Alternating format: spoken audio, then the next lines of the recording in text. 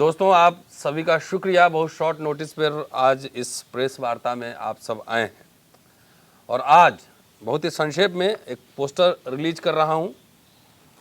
ये पोस्टर देख लीजिए। पहले न्याय अधिकार महासम्मेलन रामलीला मैदान 6 और 7 दिसंबर को है। 2 दिन का कार्यक्रम है और कई महत्वपूर्ण इसमें मसले उठेंगे। देश के विभिन्न प्रदेशों से कई सामाजिक संगठन अपने झंडे बैनर के तले रामलीला ग्राउंड में 6 और 7 तारीख को एकत्रित होंगे। कई महत्वपूर्ण मांग है, मैं ये बताऊंगा आपको, लेकिन हमारे साथ अभी 2 खास मेहमान भी हैं। सौमेंद्र है मेरे बगल में बाएं साइड में और रामाशंकर बैठे हैं मेरे दाहिने साइड में।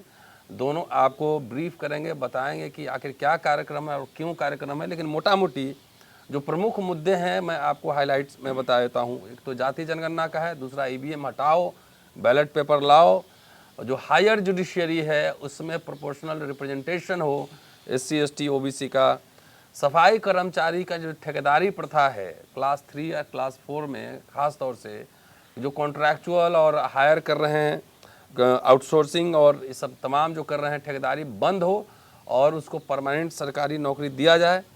जो गवर्नमेंट की ठेकेदारी है, जितनी ठेकेदारी होती है उसमें बहुसंख्यक की हिस्सेदारी हो। फसलों की MSP जो लागत मूल्य और महंगाई जोड़कर तय हो। और दिल्ली के नौकरियों में 1993 का जो डोमिसाइल है वो हटाया जाए। क्रीमी लेयर का मानदंड बदले और ख़ास तौर से EWS आने के बाद ये क्रीमी लेयर OBC में सेम EWS और OBC का वो एक तरह से तर्क संगत नहीं है, वो हटाया जाए उसको। और आदिवासियों की अनुसूची 5 और 6 को लागू की जाए। कॉमनल हार्मनी और भाईचारा, कॉमनल हार्मनी स्थापित हो। इन तमाम मसलों को लेकर 6 और 7 तारीख को देश भर के विभिन्न संगठनों के प्रतिनिधि और लोग इस कार्यक्रम में शिरकत करने जा रहे हैं और आ रहे हैं। और जितने साथी सुन रहे हैं उन सबसे आग्रह भी है कि 6 और 7 तारीख को आप अगर आसपास हो, चाहे जहां कहीं भी हो, इन मुद्दों पर आपकी सहमति है तो आप कम से कम आएँ, वहां अपनी बात रखें और लोगों को सुने भी। और इस मुद्दे को सेंसिटाइज करना बहुत ज़्यादा ज़रूरी है। जिस तरीके से ये सरकार बेच रही है सार्वजनिक संस्थानों को, तो इसका मतलब है कि जो SC ST OBC है उसकी आर्थिक रीढ़ को तोड़ रही है, कमर तोड़ने का प्रयास कर रही है। तमाम मुद्दे हैं। सबसे पहले सौमेंद्र से हम रिक्वेस्ट करते हैं कि आपको ब्रीफ करें। तो तमाम मीडिया साथियों का बहुत बहुत धन्यवाद कि आप लोग यहाँ आए और उम्मीद है कि आप लोग हमारी आवाज़ हर घर पहुँचाएंगे। साथियों, दिनांक 6-7 दिसंबर को न्याय अधिकार महासम्मेलन का आयोजन किया गया है। और ये आयोजन क्यों किया गया है? वो इसलिए किया गया है कि इस देश में समय समय पर इस देश की मनुवादी व्यवस्था से बनी हुई सरकार बहुजनों के अधिकारों से हकमारी करती है और करते आ रही है। तो जो हमारा पहला मुद्दा है जातिगत जनगणना, सर ने अभी आपको बताया, तो इसको मैं थोड़ा सा आपको बताना चाहूँगा। क्योंकि इस देश में भेड़ बकरी जानवरों पक्षियों की जनगणना हो रही है, लेकिन यहाँ पर एक इंसान रहता है जो OBC है, उसकी आज तक जनगणना नहीं हुई 1931 के बाद में। क्या वो इस देश का इंसान नहीं है? क्या वो इस देश का वोटर नहीं है? लेकिन इसके बावजूद भी ये वोटर के लिए, वो अगर इसे वोट लेना है तो बस इस देश का ये हिंदू है, इस देश का नागरिक नहीं है या भारतीय नहीं है। EWS रात भर में इसकी स्क्रिप्ट लिखी जाती है, रात में दूसरे दिन संसद में इसको पास कर दिया जाता है। जब आप बताइए कि जिसकी जितनी संख्या है उसको उतनी भागीदारी नहीं मिल रही है। इसलिए इस देश में जातिगत जनगणना ये बहुत ज़रूरी है। फिर दूसरा जो मुद्दा में हमारा अहम मुख्य मुद्दा है बैलेट पेपर से, सर ने ये सारी चीज़ें बताई, लेकिन मैं थोड़ा सा बताऊंगा। और इसमें बैलेट पेपर से क्यों? क्योंकि अभी फ़िलहाल में हिमाचल में जो चुनाव हुआ है और वहाँ चुनाव आयोग के द्वारा कुछ कर्मचारी अधिकारियों को सस्पेंड किया गया। इस क्यों किया गया? क्योंकि EVM किसी प्राइवेट गाड़ी में मिली, या फिर आप देखते हैं समय समय पर कहीं ना कहीं EVM के द्वारा धांधली हो ही रही है। और हिमाचल में क्यों सस्पेंड किया गया?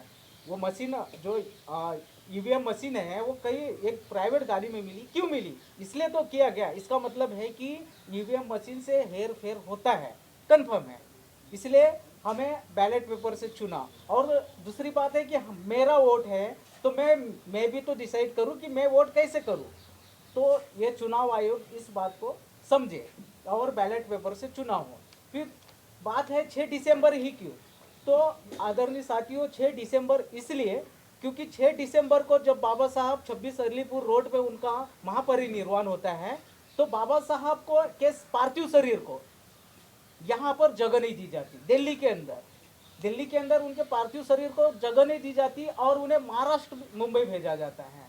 अब सोचिए कि बाबा साहब जो हमारे मसीहा है, इस देश के संविधान के शिल्पकार हैं, उनके पार्थिव शरीर को दिल्ली में जगह नहीं मिल रही है और उन्हें महाराष्ट्र की सीमित किया जा रहा है।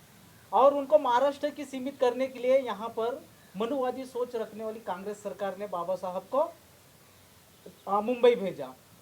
अगर बाबा साहब की समाधि दिल्ली में होती तो मैं गर्व के साथ और पूरे उम्मीद के साथ ये बात कह रहा हूँ कि ये दिल्ली का नज़ारा और कुछ अलग होता। इसलिए पूरे देश के लोग दिल्ली में 6 दिसंबर को बाबा साहब को अभिवादन करने के लिए शामिल हो रहे हैं।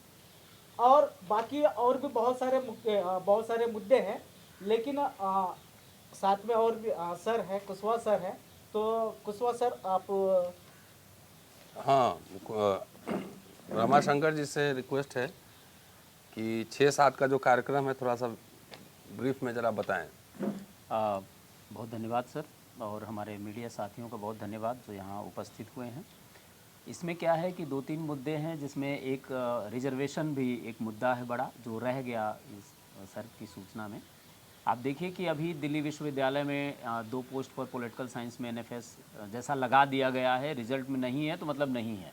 ऐसे ही हंसराज कॉलेज में एक ST पोस्ट पर मामला आया है। ये सारे, लखनऊ यूनिवर्सिटी में एक SC पोस्ट पर मामला आया था।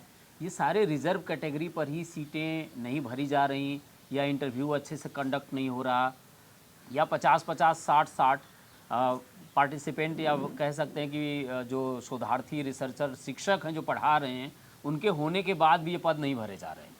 तो ये भी एक बड़ा मुद्दा है कि कितनी ज़्यादा व्यवस्था बायस्ड है। एक तरफ सरकार कह रही है, सरकार के जो मुखिया कह रहे हैं कि हम OBC हैं, और दूसरे तरफ OBC सीटें विश्वविद्यालयों में नहीं भरी जा रही हैं, धज्जियाँ उड़ा रहे हैं लोग। और कौन लोग उड़ा रहे हैं, क्यों उड़ा रहे हैं, इसका कोई जवाब की कोई देने के लिए तैयार नहीं है। तो इन सारी चीज़ों पर भी बात होनी है वहाँ पे। दूसरा क्या है कि जैसे ठेकेदारी की व्यवस्था है, एक तरफ सरकार पूरी तरह से प्राइवेटाइजेशन जोरों पर लागू करवा रही है, और दूसरी तरफ आप देखिए कि उसमें किसी तरह का कोई रिप्रेजेंटेशन, रिजर्वेशन जैसी व्यवस्था नहीं है। स्वाभाविक है वहाँ जितने एम्प्लॉय भरे जा रहे हैं वो सारे खास वर्ग या क्षेत्र या कह सकते हैं व्यवस्था वाले लोग हैं, जिनके पहले से लोग वहाँ हैं, वो पैठ बना के अपना काम करवा रहे हैं। तो ये जो डी ग्रेड को या C ग्रेड की नौकरियों को ख़त्म करके, और एक जो कह सकते हैं कि संविधान ने अधिकार दिया था कि इक्वलिटी की तरफ लोग बढ़ रहे हैं, समानता धीरे धीरे पाने के लिए एक जो आर्थिक व्यवस्था होनी चाहिए वो मिल रही थी, उसको ये ख़त्म कर रहे हैं।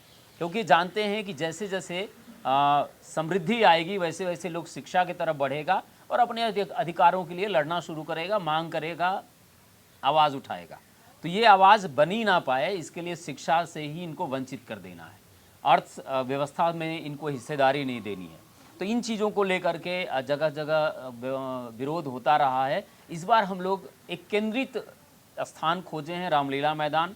अब जानते हैं परिवर्तनकामी जगह है, वहाँ से बहुत सारे परिवर्तन की आवाज़ें उठती रही हैं। एक बार बहुसंख्यक समाज का भी ये महान्याय अधिकार जो सम्मेलन है वहाँ होने जा रहा है। 6 और 7 दिसंबर को आप लोग ज़रूर आएँ। अगर इन मुद्दों से, इन व्यवस्थाओं को बदलने में कहीं भागीदारी लगता है कि आपको करनी चाहिए, तो आपको वहाँ उपस्थित होना चाहिए और इससे ज़रूर बदलाव आएगा। धन्यवाद सर। इस सम्मेलन में कौन कौन प्रवक्ता और रहने वाले हैं? कोई पॉलिटिकल लीडर भी आएंगे क्या? कुछ आ सकते हैं, न्योता बहुत लोगों को दिया जा चुका है, लेकिन आप सब जो युवा हैं, जो सोशल एक्टिविस्ट हैं, हमारे लीडर तो वही होते हैं। क्योंकि पिछले कई वर्षों में हमने देखा है कि सोशल एक्टिविस्ट ही ज़्यादा मोर्चा संभालते हैं। तो खुला मंच है, जिनको आना है आए। कुछ लोग को अप्रोच किया गया है, लेकिन आए। और ये बात सिर्फ रामलीला ग्राउंड में नहीं, संसद में भी मामला ये उठे कि सिर्फ आना ज़रूरी नहीं, इसको डिफरेंट फोरम्स पे जहाँ जो लोग हैं वहाँ पे इस मुद्दे को उठाएं, ये ज़रूरी। सर आप कह रहे हैं कि न्याय अधिकार रैली है, लेकिन जो सरकार का नारा है सबका साथ, सबका विकास, सबका विश्वास, ऐसे में सर ये कितना जायज लगती है रैली जो ऐसी सरकार चल रही है देश में? नहीं तो जो चल रही 8 साल से आप खुश हैं, आपके साथ न्याय हो गया तो मुझे कुछ नहीं कहना है। अगर लगता है कि न्याय नहीं हुआ है तो न्याय महारैली जो है ना प्रासंगिक है। हमें लगता है कि 8 वर्षों में न्याय नहीं अन्याय ही ज़्यादा बढ़ा है। कि ये तो कह रहे हैं बार बार ये आवाज़ उठ रही थी किसी के लिए तो 14 में आज़ादी आई, और बार बार आवाज़ है कि 70 साल में क्या हुआ क्या हुआ। तो भाई 70 साल में क्या हुआ तो कांग्रेस वाले बताएंगे, लेकिन हम तो एक सवाल तो पूछेंगे ही कि आखिर जो बेच रहे हैं ये बनाया किसने था? ये बीजेपी का बनाया हुआ है, आरएसएस का बनाया हुआ है कि विदेश से लेके यहाँ बेच रहे हैं? तो जो सार्वजनिक संस्थाएं हैं, नोटबंदी से आप खुश हैं तो मुझे कुछ नहीं कहना है, CA-NRC हुआ खुश है मुझे कुछ नहीं कहना। लेकिन लोग सड़कों पे आए हैं ना किसानों के सवाल पर, किसानों का भी मुद्दा है। ट्राइबल्स, अभी तो चलिए एक ट्राइबल समुदाय की एक राष्ट्रपति है, लेकिन ट्राइबल्स पे क्या अत्याचार इस देश में हो रहा है कौन नहीं जानता है, उसकी खबरें नहीं आ रही है छत्तीसगढ़ से। तो हमें लगता है कि न्याय नहीं हुआ, अन्याय बढ़ा है। सार्वजनिक संस्थानों के बिकने का मतलब है कि वहाँ से रिजर्वेशन खत्म, और रिजर्वेशन ही खत्म नहीं है बल्कि जो बहुसंख्यक जमात है SC ST OBC, और नौकरी नहीं मिलेगी तो अर्थव्यवस्था कमज़ोर होगी, और अर्थव्यवस्था कम आपका रीढ़ तोड़ेगा, कमर तोड़ेगा, और आपके बच्चे पढ़ नहीं पाएंगे। तो ये सारे मुद्दे हैं और इस पर तो देशव्यापी आंदोलन करने की ज़रूरत है। हम लोग की ओर से एक प्रयास है कि 6-7 तारीख को वहाँ पे लोग आएँ, जुटें और अपनी बात रखें। हमें सोलिडारिटी में आएँ, तो काफ़ी लोग आ रहे हैं जी। 258 जो है नुमाइंदे हैं SC ST और OBC को मिलाकर टोटल, वो सर गिनती नहीं करवा पा रहे हैं OBC की, क्या उनको आपने इनवाइट किया है इस रैली में? नहीं, एक तो इस सवाल पहले उनसे पूछिए कि नहीं गणना करवा पा रहे हो तो सब सर्वविदित है, जाहिर है।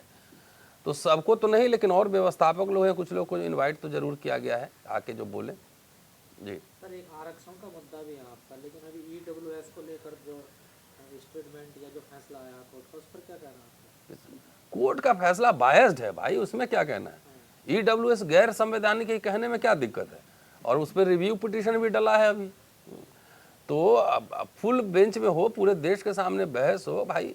कोई दुनिया भर में कोई अगर पॉलिसी बनता है तो एक रूल है, एक अंडरस्टैंडिंग है कि आप जो है उसका डेटा इकट्ठा करेंगे, कमीशन बैठाएंगे, रिपोर्ट देगी, पार्लियामेंट में बहस होगा, तमाम डिबेट्स होंगे उस।